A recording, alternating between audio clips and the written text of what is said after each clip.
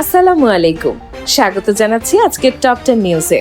সীমান্ত নিরাপত্তার চেয়েও ডিজিটাল নিরাপত্তা এখন বেশি গুরুত্বপূর্ণ বললেন তথ্যমন্ত্রী। দেশের যে সকল এলাকায় 10 ঘন্টা গ্যাস থাকবে না। এনসিপি স্থানীয় সরকার নির্বাচনে অংশগ্রহণের ব্যাপক প্রস্তুতি নিচ্ছে বললেন আসিফ মাহমুদ। সিলেট জামায়াত আমিরের দুঃখ প্রকাশ।